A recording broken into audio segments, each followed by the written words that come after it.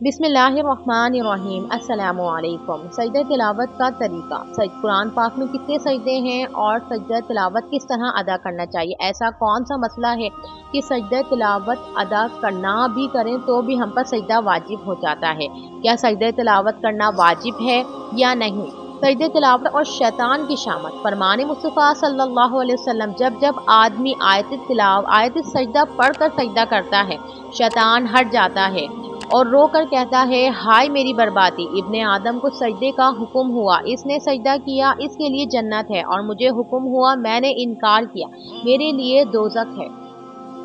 वो कौन सी ऐसी सूरतें हैं जिसमें सजदा तिलावत आप हम पर वाजिब नहीं होता। अगर हम किसी कंप्यूटर में कोई टाइप कर रहे हैं, सजदा तिलावत की कोई सूरत अगर हम टाइप कर रहे हैं और ज़बान से हम अदा नहीं कर रहे और हमारी नियत सिर्फ टाइप करने की है सजदा तिलावत की आयत को, तो इस सूरत में हम पर सजदा तिलावत वाजिब नहीं होता। कुरान करीम में अल्लाह रब्बुल इज़्ज़त ने 14 सजदे रखे हैं और हर 14 सजदे को हमने अदा करना है, वो हम पर वाजिब है। और वाजिब फ़र्ज़ के दूसरे दर्जे पर आता है। जिस तरह फ़र्ज़ की हमसे क़यामत वाले दिन पकड़ होगी, इसी तरह से वाजिबात की भी अल्लाह रब्बुल इज़्ज़त हमसे सवाल जवाब ज़रूर करेगा और उनको भी अदा करना हम पर लाज़िम है।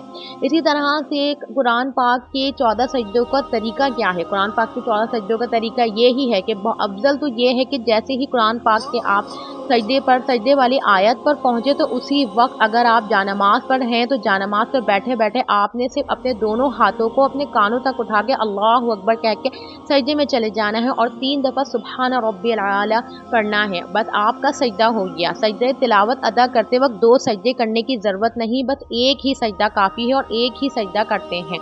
इसी तरह से अगर आप खड़े होके सजदा तिलावत अदा करें तो ज़्यादा अफ़ज़ल है। अगर आप बैठ के कर लें तो भी बेहतर है। अगर आप खड़े होके करेंगे तो ज़्यादा अफ़ज़ल है। खड़े होके भी इसी तरह से करना है कि दोनों हाथों को कान तक ले जाके अल्लाहु अकबर कहना है और उसके बाद सजदे में चले जाना है।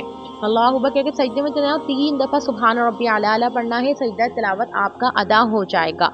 इसी तरह से अगर आप सजदा तिलावत अदा कर रहे हैं और उसी मजलिस में आपके साथ और लोग भी बैठे हुए हैं और सजदा तिलावत की आयत आपने ज़ोर से अदा करी है और आपके बराबर बैठे हुए लोगों को ये नहीं पता कि आप सजदा तिलावत की आयत अदा कर रहे हैं, लेकिन वो आपके बराबर बैठे हुए थे और उनके कानों में वो आयत गई है, तो आप पर ये लाजिम है कि आप उनको बताएं कि मैंने सजदा तिलावत की आयत अदा करी है जिसमें आपको सजदा करना लाजिम है और आप सजदा ज़रूर करेंगे। इसी तरह से अगर आपने एक ही आयत को अलग अलग मजलिस बदल के अगर उसी आयत को आपने पढ़ा, तो जितनी आपने मजलिसें बदली होंगी उतने ही आपने सजदे तिलावत अदा करने होंगे। और अगर एक ही मजलिस में आपने एक आयत को 100 दफ़ा भी पढ़ा होगा तो आप एक ही सजदा करेंगे। अगर आपका कमरा इतना छोटा है कि आप उसमें ज़्यादा चहलकदमी नहीं कर सकते, तो उसमें भी अगर आप एक कोने से दूसरे कोने में बैठ के एक ही आयत को 2-3 दफ़ा अदा करेंगे तो आपको एक ही सजदा करना होगा। अगर कोई आपकी हवेली या बंगला है तो उसमें अगर आपने एक जगह से दूसरी जगह जाके एक ही आयत को आपने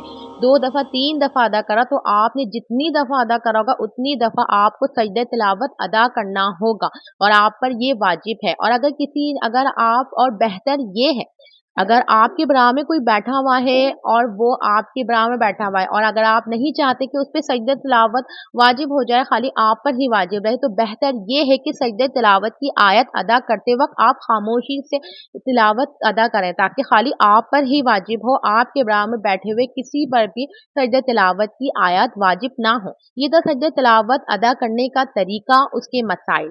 मैं उम्मीद करती हूँ कि आज की वीडियो आपको ज़रूर अच्छी लगेगी और आप इससे ज़रूर फ़ायदा हासिल करेंगे। मिलते हैं एक और अच्छी और नई वीडियो के साथ। जब तक मुझे दीजिए इजाज़त, अपनी दुआओं में मुझे याद रखिएगा। मेरे चैनल को ज़रूर सब्सक्राइब कर लिएगा। अल्लाह हाफ़िज़।